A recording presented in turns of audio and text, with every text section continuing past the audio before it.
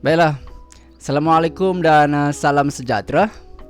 Bertemu lagi kita ya adik-adik pada hari ini ya. Semoga adik-adik semua didoakan sihat sejahtera bersama dengan keluarga masing-masing. Dan kita doakan keluarga adik-adik pun sihat, kita semua sihat. Jaga diri di mana pun berada musim pandemik ini ya. Kita doakan semua baik-baik, okey? Boleh ya? Jadi baiklah, sebelum ini kita telah mempelajari di dalam bab 3 ini ya. Kita masih lagi dalam bab 3. Hari ini di dalam subtopik yang kedua masih lagi. Dan kita refresh sikit apa yang telah kita pelajari di dalam bab 3 ini. Dalam bab 3 ini kita telah mempelajari mengenai jisim relatif. Jisim relatif tu termasuklah apa? Termasuklah JAR, jisim atom relatif untuk bahan atom. Kemudian jisim molekul relatif untuk bahan molekul. Kemudian kita telah mempelajari tentang jisim formula relatif. Okey? Boleh? Dan seterusnya di dalam subtopik yang kedua ini kita telah mempelajari tentang konsep mol. Apa yang kita telah pelajari di situ? Di dalam konsep mol itu kita telah pun mengetahui mengenai konsep mol itu sendiri, bagaimana mol itu digunakan ya, sama macam dosen, sama macam penjodoh bilangan macam tu, okey. Dan juga kita telah tahu mengenai 6.02 darab dengan 10 kuasa 23 per mol. Apa tu? Itulah pemalar Avogadro. Kita telah tahu mengenai pemalar Avogadro, okey. Kemudian kita telah tahu takrifan 1 mol bahan bagi jenis bahan yang berbeza.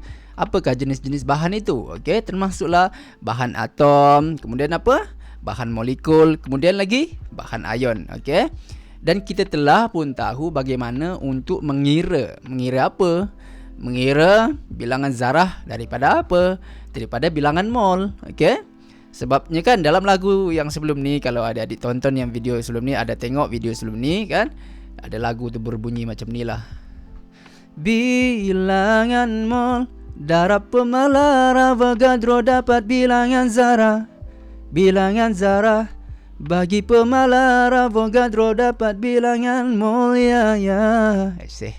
Macam tu lah lebih kurang, sebenarnya tu adalah rumus. Sebab di situ ada faktor penukarannya. Apakah faktor penukarannya bagi daripada bilangan mol pergi bilangan zarah? Adalah pemalar Avogadro. Begitu juga sebaliknya, okey? Baiklah, pada hari ini kita akan mempelajari mengenai apa? Tajuknya di sini bilangan mol dan juga jisim bahan. Kita akan tahu macam mana nak menghubungkan di antara bilangan mol dan juga jisim bahan ini ya. Dan di sini kita akan dapat lihat dengan lebih jelas sebenarnya. Sebab sebelum ini ya, sebab di sini dikatakan juga bilangan mol bagi suatu bahan adalah mustahil untuk ditentukan dengan menghitung bilangan zarah suatu bahan. Bayangkan kita nak hitung satu-satu zarah yang begitu kecil tu. Rasa macam mana tu?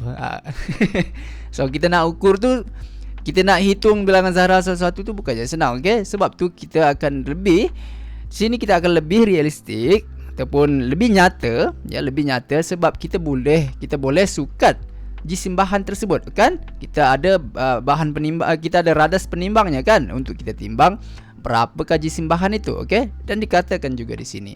Oleh itu bagi mendapatkan bilangan mol, jisim suatu bahan tersebut perlu disukat. Dan jisim molar perlulah diketahui. Tapi sebenarnya apa jisim molar ni? Apa sebenarnya jisim molar ni? Apa jisim molar ni? Okey. Okey, baiklah, di sini dikatakan dia punya tafsiran ringkas, jisim molar ialah jisim bagi 1 mol bahan tersebut, okey. Jisim molar tu apa? Jisim 1 mol bahan, okey, boleh? Dan unit bagi jisim molar ialah gram per mol, okey. 1 gram untuk 1 mol, okey. 1 gram 1 mol. Jadi dia gram per mol. Gram per mol ni sekarang ni di sini, okey, dia gram per mol ni kita tulis di dalam bentuk pecahan sebenarnya, gram per mol. Kalau kita di dalam matematik kan dia ada indeks. Kalau di bawah ni per ni, kalau naik atas jadi apa? Jadi gram mol negatif 1. So inilah dia punya unit, okey. Dan ahli kimia mendapati bahawa nilai jisim molar suatu bahan adalah sama. Okey, adalah sama dengan nilai jisim relatif bahan tersebut. Apa yang sama? Jisim molar dengan apa yang sama? Jisim relatif bahan tersebut. Okey. Tadi cikgu cakapkan jisim relatif tu apa? Jisim relatif tu termasuklah jisim atom relatif untuk bahan atom, jisim molekul relatif untuk bahan molekul, dan jisim formula relatif untuk bahan ion. Okey. Jadi misalnya jisim atom relatif karbon C ialah 12. Okey. Okey.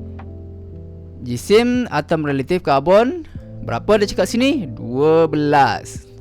Jadi jisim molar karbon tu berapa kalau jisim atom relatifnya adalah 12? Kan dia cakap jisim molar sama dengan jisim relatif. Jadi jika jisim atom relatif karbon ialah 12, maka jisim molar karbon adalah berapa? 12 juga. Okey, 12 gram per mol. Okey ya.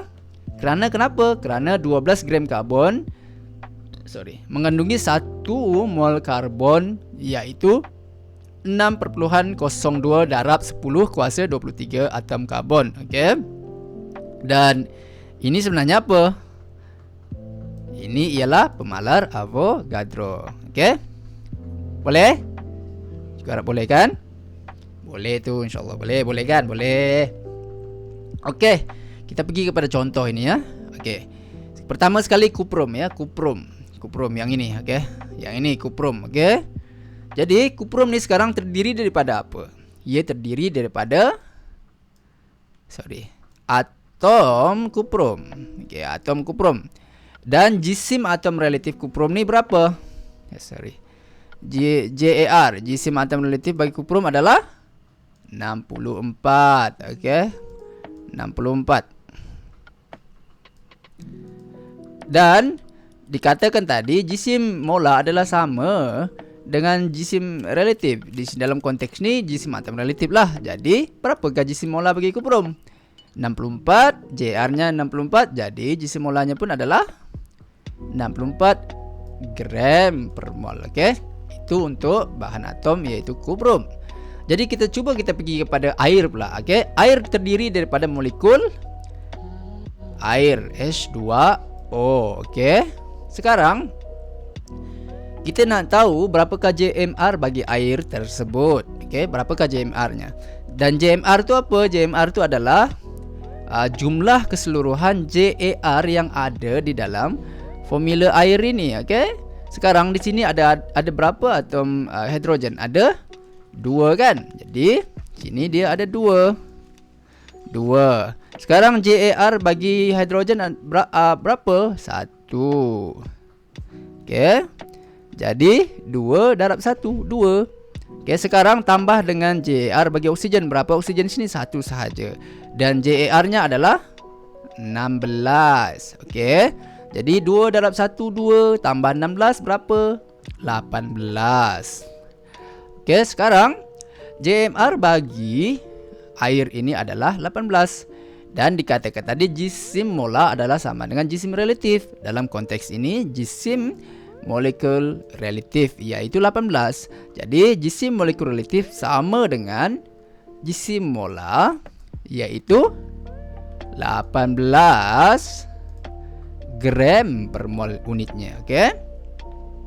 So, itu adalah bahan molekul. Sekarang kita pergi kepada bahan ion. Contohnya di sini natrium klorida. Okey. So, natrium klorida ni terdiri daripada unit apa? NaCl. Okey. Dia punya formula. Jadi, jisim formula relatif bagi natrium klorida adalah hasil tambah semua jisim atom relatif di dalam unit ini, NaCl. Berapakah natrium di sini? Na ada 1 kan? Jadi JAR bagi natrium adalah 23 dan ditambahkan dengan jisim atom relatif bagi klorin iaitu 35.5. Jadi 35.5. Jadi ditambahkan kedua-dua ni jadinya 23 tambah dengan 35.5 jadinya 58.5. Okey, kira-kira pakai kalkulator kan. Jadi dikatakan tadi jisim molar satu bahan itu sama dengan apa? Sama dengan JFR-nya. Okey. Jadi sekarang jika JFR ataupun jisim formula relatif bagi natrium klorida adalah 58.5, maka jisim molar bagi natrium klorida adalah 58.5 juga. Unitnya gram per mol. Okey, boleh kan? Setakat ni boleh kan? Okey, seterusnya. Okey, di sini kita lihat jisim bagi sebarang pecahan mol suatu bahan boleh dihitung. Misalnya 12 gram karbon untuk 1 mol karbon ialah jisim bagi sebarang pecahan mol suatu bahan boleh ditimbang. Misalnya 12 gram karbon untuk 1 mol karbon. Kalau 12 gram karbon adalah untuk 1 mol karbon. Okey. Kalau 6 gram serbuk karbon, kalau 12 1, kalau 6 untuk mendapatkan 6 ini adalah 12 bagi 2. Okey, dapatlah 6 kan. So untuk 6 gram serbuk karbon pula molnya berapa? 1 bagi 2. 1 bagi 2 dapat 1 per 2. 1 per 2 tu berapa? 0.5 mol karbon. Okey, boleh. Jadi jisim molar digunakan sebagai faktor penukaran antara bilangan mol dengan jisim bahan. Okey, so kita highlight sini. Jisim molar digunakan sebagai apa? Faktor penukar antara apa? Antara bahan mol. Nanti kita cikgu terangkan ya. Antara bahan mol dengan jisim bahan. Okey. Okey, di sini dia cakapkan jisim molar digunakan sebagai faktor penukaran. Okey, faktor penukaran ni apa? Untuk menukarkan sesuatu kepada sesuatu. Okey, dalam konteks ni untuk kita menukarkan bilangan mol kepada jisim bahan. Okey. Kan sebelum ni kita telah pelajari lagu tu tadi kan, bilangan mol darab pemalar Avogadro dapat bilangan zarah yang sebelum ni kan. Jadi di situ dalam konteks itu apakah faktor penukarannya? Pemalar Avogadro. Sebab contohnya kan sebelum ini untuk kita mendapatkan bilangan zarah daripada bilangan mol, kita kena darabkan dengan pemalar Avogadro tersebut. Dan untuk kita mendapatkan bilangan mol semula, kita kena bahagikan bilangan zarah dengan pemalar Avogadro. Ya, itu yang sebelum ini ya. Untuk yang sebelum ini perkaitan di antara bilangan mol dengan bilangan zarah. Faktor penukarannya adalah pemalar Avogadro. Tapi pada kali ini kita pelajari perkaitan di antara bilangan mol dan juga jisim bahan. Dan di sini apakah faktor penukarannya?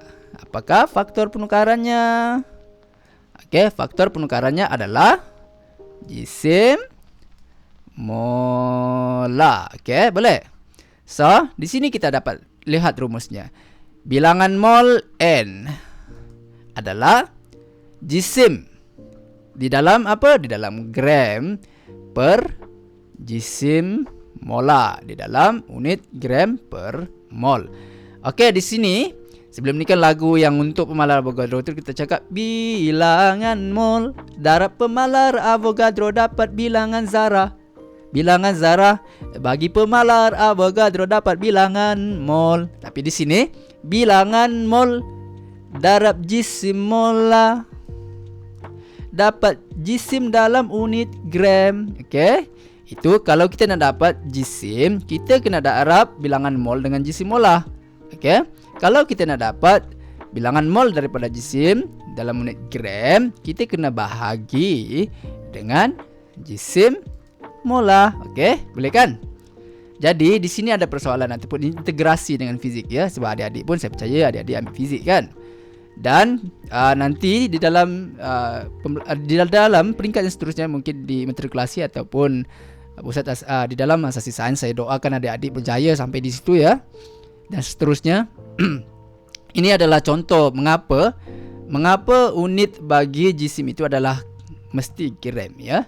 Sebab okey, bilangan jisim tadi, jisim adalah bilangan mol darab dengan jisim molar. Okey, untuk kita dapat jisim dalam unit jisim ini, dia kena bilangan mol darab dengan jisim molar. Okey, bilangan mol darab dengan jisim molar. Jadi unit bagi mol tersebut adalah mol dan darab dengan unit jisim molar adalah gram per mol. Okey, gram per mol. Jadi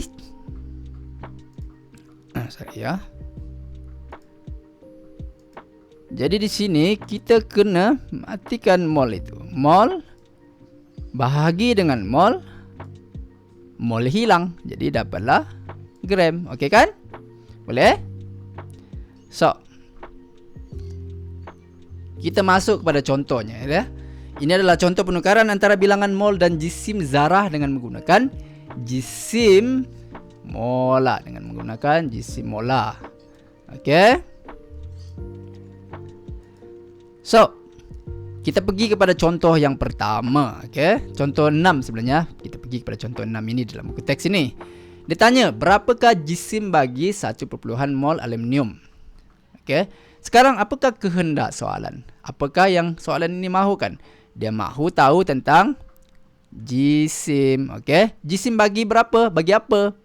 Dibekalkan 1,5 mol. Mol apa? Aluminium pula. Okey, aluminium. So, apa lagi yang dibekalkan? Dibekalkan di sini jisim atom relatif bagi aluminium adalah 27. Okey. So, sekarang pertama sekali kita dah tahu jisim atom relatif bagi aluminium itu adalah berapa? 27 kan? 27. Jadi sekarang dinyatakan sebelum ni jisim molar ni adalah sama dengan JAR. Okey. Jadi jika JAR adalah 27, maka jisim molarnya pun adalah 27 gram per mol. Okey kan? Sebab jisim relatifnya adalah sama dengan jisim molar. So, jisim atom relatif bagi aluminium adalah 27, maka jisim molarnya adalah 27 juga. Okey, boleh? Jadi sekarang lepas itu kita gunalah rumus ini. Kita guna rumus